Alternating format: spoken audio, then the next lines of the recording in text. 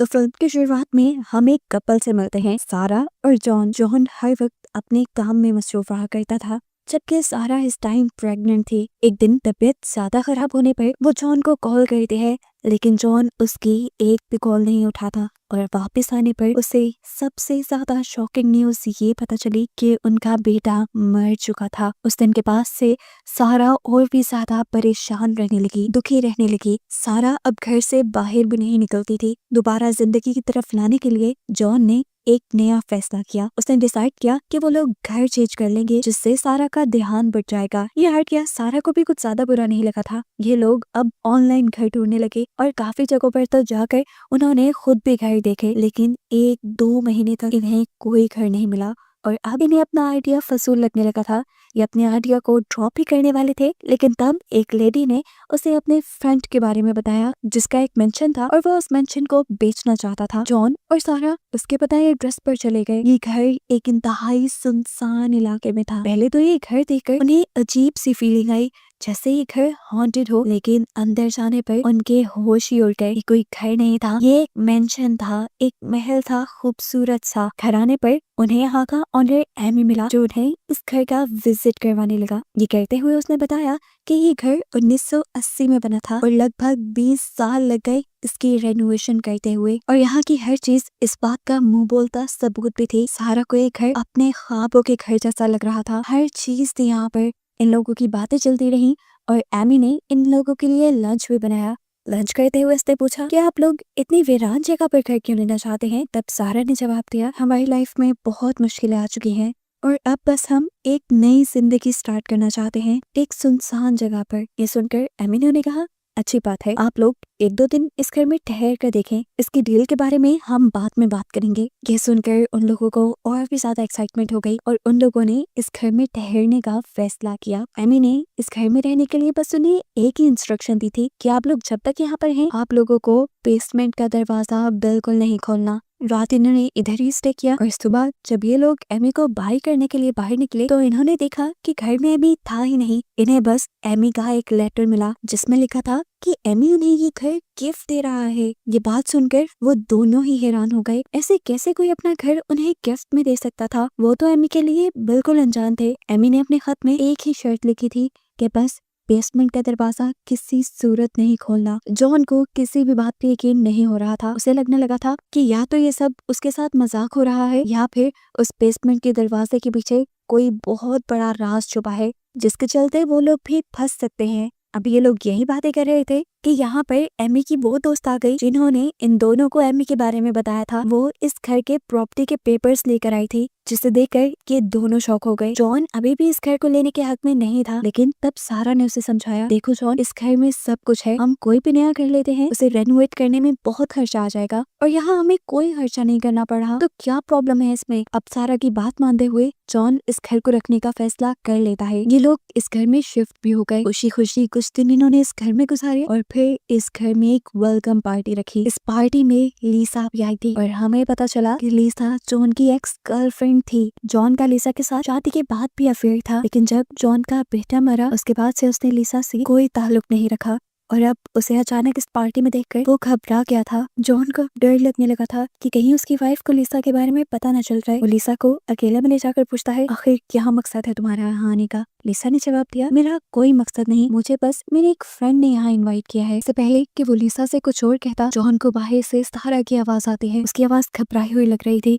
John भागकर बाहर गया तो उसने देखा कि बाहर कुछ अजनबी लोग हाथ में पेट्रोल की बोतल्स लिए खड़े थे और उन्हें इस घर को जलाने की धमकी दे रहे थे। जॉन भी घबरा गया। तब उन लोगों ने कहा कि शराफत से इस घर को खाली कर दो, अगर तुम इस घर को छोड़ के ना गए तो हम इस घर को जला देंगे। ये बात सच में बहुत परेशान कर देने वाली थी, लेकिन फिलहाल वो आदमी जा चुके थे। अगले दिन जब जॉन ऑफिस आया तो उसे एक और हैरान कर देने वाली बात ये पता चली कि लीसा ने उसके गुस्से में ऑफिस में उसके खिलाफ एक झूठी रिपोर्ट कर दी थी, जिसकी वजह से अब ऑफिस में उसे सस्पेंड कर दिया गया था और मामले की इन्वेस्टिगेशन करने की बात की थी। जॉन इन चीजों से बहुत परेशान था। ये बात वो अपनी वाइफ को भी नहीं बता सकता था, क्योंकि उसे डर था कि कहीं उसकी वाइफ को लीसा के बारे में ना पता चल जाए। उसने अपनी वाइफ के साथ ऐसा ही बिहेव किया जैसा सब कुछ नॉर्मल चल रहा हो और घर पे फारिग टाइम पे अब उसका ध्यान जाने लगा बेसमेंट के उसी दरवाजे पर जिसे एमी ने खोलने से मना किया था। यही सोचते हुए वो बेसमेंट के दरवाजे के सामने था। वो सोच रहा था कि आखिर ऐसा इसमें था भी क्या कि इसे खोलना मना था। वो ताला तोड़े बगैर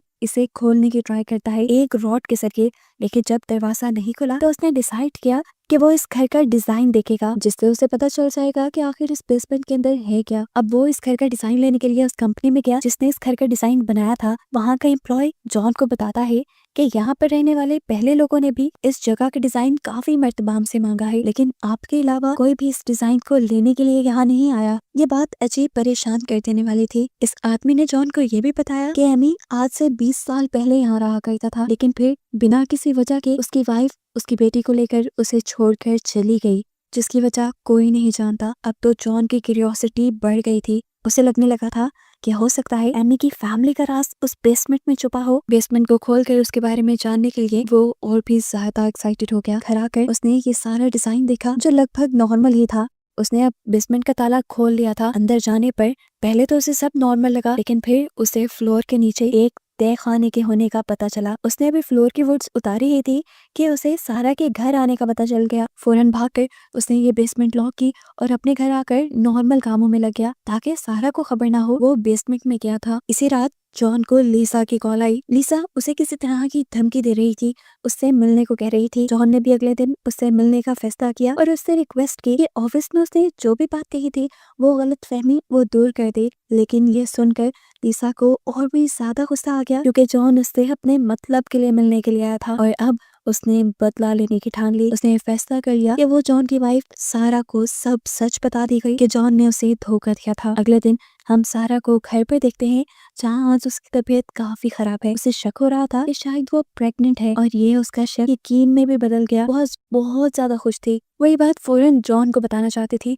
फोन करते हुए उसका फोन गलती से नीचे गिर गया और जब वो फोन उठाने लगी तो उसे बेड के नीचे इस घर का डिजाइन मिल गया। वो भी इस डिजाइन को देखने लगी और अब वो ये बात जान गई थी कि जॉन उस बेसमेंट के बारे में छानबीन कर रहा है। वो भी अब जॉन की तरह उस बेसमेंट के अंदर जाने का फैसला करती है। वो जब बेसमेंट में गई तो पीछे से लीसा उसके घर आ गई, जो उसे जॉन की बेवफाई के बारे में बताना चाहती थी। लेकिन यहाँ पर उसे सारा कहीं नहीं मिली और हाथ उसके लग गया सारा का प्रेगनेंसी टेस्ट। वो और भी ज्यादा जेलस हो गई और उसका गुस्सा और नफरत में बदल गया। सारा जब ऊपर आई तो उसने घर का दरवाजा खुला हुआ देखा और चुपचाप उसे बंद कर दिया, ये सोचे बगैर कि कोई उसके घर में भी घुसा होगा। जॉन जब घर आया तो उसने देखा कि लीसा की कार उसके घर से बाहर जा रही है। ये देखकर वो गुस्से में आ गया और डर भी गया कहीं लीसा ने सारा को सब सच तो नहीं बता दिया था। उसने लीसा की कार का पीछा करना शुरू किया ताकि वो जाने कि लीसा उसके घर आई क्यों थी, लेकिन दूर तक भी पीछा करने के बावजूद उसे कुछ पता नहीं चला और वो थक हार कर घर वापस आ गया, जहाँ सारा उसका इंतजार कर रही थी उससे पूछने के लिए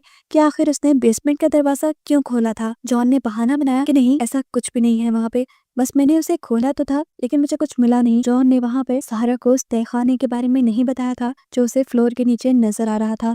शुक्र था कि जॉन ने उसे पहले ही सील कर दिया था। यहाँ पे अब सारा ने उसे एक गुड न्यूज भी थी कि वो लोग दोबारा से पेरेंट्स बनने वाले थे और ये सुनकर तो जॉन की जान में जान आई। वो बहुत ज्यादा खुश हो चुका था। अब शायद उसके पहले बेटे का गम भी कम होने वाला था। ये खबर सुनते ही जॉन को ऑफिस से भी ये खुशखबरी मिल जाती है। लीसा ने उसके ऊपर जो इल्जाम लगाया था वो सारा खत्म होने लगा था, क्योंकि इन्वेस्टिगेशन के दौरान जॉन किसी भी चीज में गलत नहीं पाया गया। इस खबर के बाद जॉन काफी ज्यादा रिलैक्स हो गया था। लाइफ उसकी दोबारा रूटीन पे चलने लगी थी। अब उनकी फैमिली में एक नया मेंबर भी आने वाला था। जॉन ने उसके लिए अपने घर में एक रूम सेट करने का फैसला किया और जब वो लोग रूम सेट कर रहे थे तो तब एक सीनरी के पीछे से जॉन को वॉल के अंदर एक होल दिखाई दिया। इस होल के अंदर एक बुलेट फंसी हुई थी जो एमी की पुरानी कलेक्शन का हिस्सा थी। एमी ये कलेक्शन उसे दिखा कर गया था और ये देखकर वो समझ गया कि जरूर एमी ने अपनी फैमिली का मर्डर किया होगा और जरूर उनकी लाशें अपने तय खाने में छुपाती होंगी, इसलिए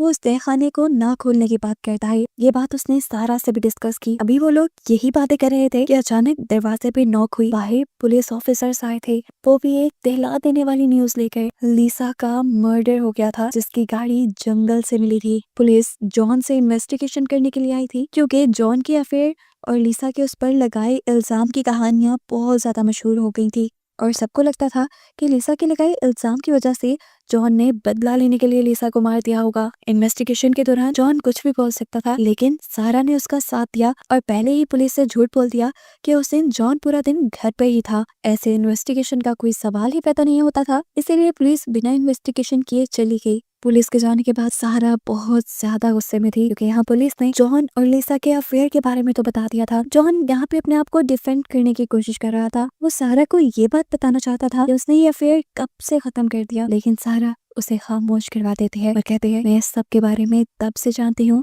जब से उस लड़की की वजह से मेरे बेटे की मौत हुई। मैं तुम्हें कॉल करती रही, मैं उस टाइम भी जानती थी कि तुम उस लड़की के ही साथ हो। मैंने ये सब इसलिए बर्दाश्त किया क्योंकि मैं अपनी फैमिली को ठीक रखना चाहती थी, लेकिन अब सारा और जॉन के साथ नहीं रहना चाहती थी, क्योंकि सारा को भी जॉन पर शक था। वो कहती है, मैं अपने बच्चे को ऐसे बाप के साथ बड़ा होने नहीं दे सकती जिसके ऊपर एक मर्डर का इल्जाम है। ये सुनकर जॉन उसे यकीन दिलाता है, सुनो मेरी बात सारा, मैंने उसके साथ कुछ भी नहीं किया, यकीन मानो मेरा। सारा तो यहाँ से चली गई, लेकिन अब जॉन उसकी बातों में ही खो गया था। इतनी ज्यादा प्रॉब्लम्स उसकी लाइफ में आ गई थी, उसे एहसास में नहीं हुआ था। सोचो ही सोचो में उसके दिमाग में एक बात आई कि जब से वो इस घर में आए हैं तब से उसकी लाइफ की प्रॉब्लम्स और भी ज्यादा बढ़ गई हैं, और हो भी सकता है इसके पीछे बेसमेंट में छुपा कोई राज हो। यही सोचते हुए अब वो डिजाइनर के बताए हुए उस आदमी के घर जाता है जिससे पहले एमी ने ये घर दिया था, जिसने भी इस जगह का डिजाइन डिजाइनर से मांगा था। उसके घर जाने पर जॉन हैरान रह गया। ये वही आदमी था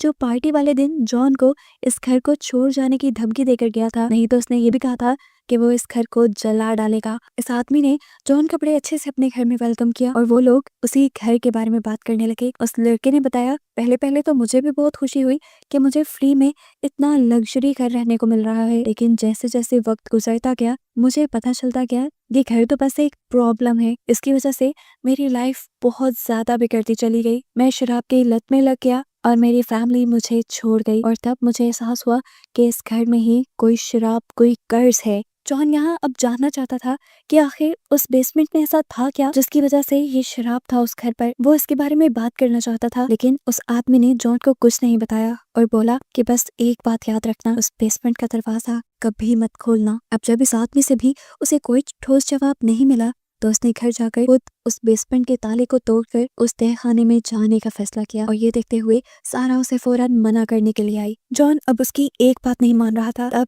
मजबूरन सारा को एक बड़े से डंडे से जॉन के ऊपर हमला करना पड़ा, जिससे जॉन बेहोश हो गया। सारा उसे अपने घर ले आई। जॉन को जब होश आया तो सुबह भी हो चुकी थी। उसके होश में आते ही सारा यहाँ पे एक बहुत बड़ा सच रिवील करती है कि लिसा के मर्डर के पीछे जॉन नहीं बल्कि सारा खुद थी। उसने जॉन को बताया कि मैं भी इस बेसमेंट का दरवाजा खोलने गई थी, लेकिन अंदर मुझे बेसमेंट में कुछ नहीं मिला, और जब मैं घर वापस आई तो लिसा सेकंड फ्लोर पे थी। उसके हाथ में मेरा प्रेगनेंसी टेस्ट था और वो घर को देख रही थी। उसने मुझे कहा कि ये घर तुम्हारा नहीं मेरा होना चाहिए, तुम्हारा इस घर पर कोई हक नहीं क्योंकि जॉन ही तुम्हारा नहीं है। ये सुनकर मुझे गुस्सा आ गया और बस मैंने बंदूक उठाकर उसके ऊपर गोलियां चला दी। हालांकि लिसा को उस टाइम बहुत ज्यादा चोट नहीं आई थी, उसकी जान बच सकती थी, लेकिन गोलियां चलाने की वजह से मैं डर गई थी। मुझे डर था कि कहीं पुलिस मेरे पीछे न पड़ जाए, मुझे सजा न हो जाए, इसीलिए सब छुपाने के लिए मैंने लिसा का गला दबाकर उसे मार डाला। यानी वो बुलेट जो जॉन को वॉल पर मिली थी वो सारा ने खुद चलाई थी। अब वो जॉन से कहती है, तुम वादा करो मुझसे कि ये बेसमेंट कभी नहीं खोलोगे। तब जॉन ने सवाल किया, क्यों आखिर? तो सारा बताती है कि लिसा को मारने के बाद मैंने लिसा को एक पॉलीथीन शीट में लपेटकर उस बेसमेंट में फेंक दिया, और फिर उसकी कार लेकर मैं एक नदी के किनारे चली गई। वहां पर मैंने उसका फोन भी नदी में फेंक दिया और सारे सुराग मिटा दिए। सारा ने बताया कि मैंने तो अपने कपड़े भी वो जला दिए थे जिस पर लिसा का खून लगा था, लेकिन फिर तुमने वो बुलेट देख ली दीवार पर और मुझे मेरा फंसता हुआ दिखाई दिया। लेकिन उसी टाइम घर पर पुलिस आ गई और तुम्हें बचाने का मकसद मेरा यही था कि कहीं पुलिस इन्वेस्टिगेशन करते हुए मेरे तक ना पहुंच जाए। सारा ये सब बातें इतने आराम से बता रही थी जैसे कोई पार्टी का वाकया हो, मर्डर का नहीं। यहाँ जॉन उससे कहता है, अच्छा सुनो, परेशान नहीं हो, मैं तुम्हारे लिए कोई लॉयर हायर करता हूँ। और ये सुनकर सारा हंस पड़ती है और उसे कहती है, मुझे कोई डर नहीं है, मैं तो लिसा को जानती तक नहीं हूँ। सारे सबूत तुम्हारे खिलाफ हैं। अगर कोई मेरे तक पहुंचा तो इस मर्डर का इल्जाम तुम पर ही जाएगा और तुम मारे जाओगे। इसलिए बेहतर यही है कि तुम भी चुप रहो और मैं भी चुप रहूंगी, और हम उस बेसमेंट के दरवाजे के बारे में किसी को नहीं बताएंगे, और यही बात सबको कहेंगे। इस बेसमेंट का दरवाजा खोलने से हमें एमी ने मना किया है। सारा से डर लगने लगा था। वो वाकई बहुत ज्यादा ज़हीन थी। वो किसी भी मामले को बड़े आराम से हैंडल कर लिया करती थी। जॉन ये बात तो जानता था कि सारा अभी भी उसे फंसाना नहीं चाहती, लेकिन हाँ उसके साथ एक फैमिली कंटिन्यू करना चाहती है। जॉन भी उसकी ये सारी बातें मान गया, लेकिन इस फैसले के बावजूद भी जॉन के मुंह पे घबराहट थी। तब सारा ने उससे कहा, देखो इस शहर में गुमे हुए लोगों की तादाद बहुत ज्यादा है। पुलिस को अगर कोई सुराग नहीं मिलता तो वो इन्वेस्टिगेशन करना छोड़ देगी। ये सुनकर जॉन भी उसके हाँ में हाँ मिलाता है और उस बेसमेंट के अंदर तहखाने को सील कर देता है। इस दिन के बाद बताया जाता है कि ये लोग काफी अरसे तक इस घर में रहे। इन्होंने इस घर में सारे इवेंट्स भी किए, सारे फेस्टिवल भी सेलिब्रेट किए, जिसमें सारा तो काफी सेटिस्फाई नजर आती थी, लेकिन जॉन के मुंह पर अक्सर परेशानी दिखाई देती थी। काफी दिनों बाद इन लोगों को एमी की तरफ से एक पार्सल मिलता है, यानी इस घर के ओनर की तरफ से एक पार्सल मिलता है जिसमें उस बेसमेंट की चाबी थी। इन लोगों ने एमी का इम्तिहान पास कर लिया था सब्र रखकर और उस बेसमेंट को ना खोल गए। अब इन्हें इस चाबी देने का मतलब था कि एमी ने उन्हें इस बेसमेंट को खोलने की इजाजत दे दी है, लेकिन अब उस बेसमेंट में तो इन लोगों का भी राज छुपा है। क्या ये लोग उस बेसमेंट को खोलेंगे या नहीं? इसी मिस्ट्री के साथ ये फिल्म यही खत्म हो जाती है।